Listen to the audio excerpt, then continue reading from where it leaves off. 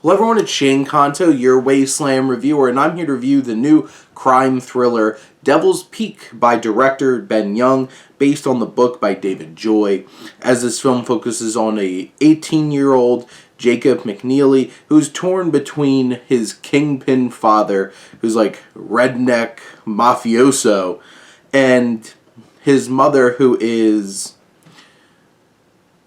has been through a lot and hasn't always been there, but is on the road to recovery.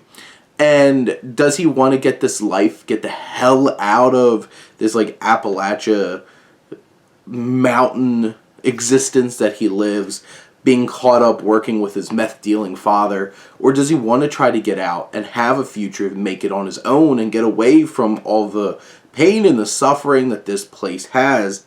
And there's a lot of threads that go throughout this film, some of which maybe could have been trimmed back a bit. But in general, I think it lays down a pretty intriguing drama between being drawn in by your father, who's like, this is your birthright, this is your family, this is your destiny, and coming to grips with, like, do you have to be stuck in with the hand that is dealt to you?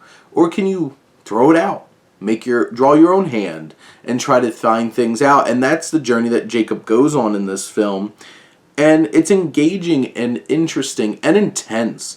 I think Young does a great job of building suspense and tension throughout this film. It has its shocking moments. It has twists and turns that you might not see coming. And it goes to some dark places along the way.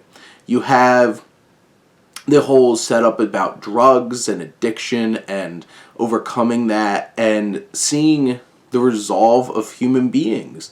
You have this young man who is torn between what is expected and what he wants out of his own life. You have different elements, like he gets in confrontations with this younger law enforcement officer, which I don't think that was the most interesting part of the film. And to be honest, I didn't really buy into this little love story that he has too.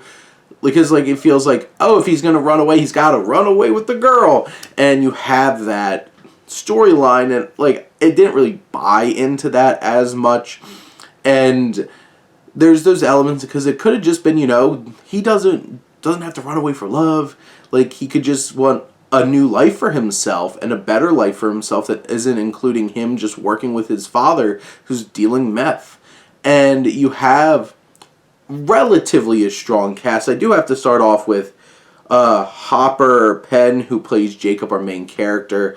He is not the strongest lead, and there's definitely moments where there could have been like more resonance, and like I could have seen like a Dane DeHaan playing this role, who's, you could feel like that discomfort, that questioning, the concern. There's things just missing out of this performance that could have made this film deeper and more engaging. And Caitlin Nakin, who plays his love interest, neither of that, and they don't really have great chemistry either, and might be the reason why I didn't really buy into their whole romantic subplot.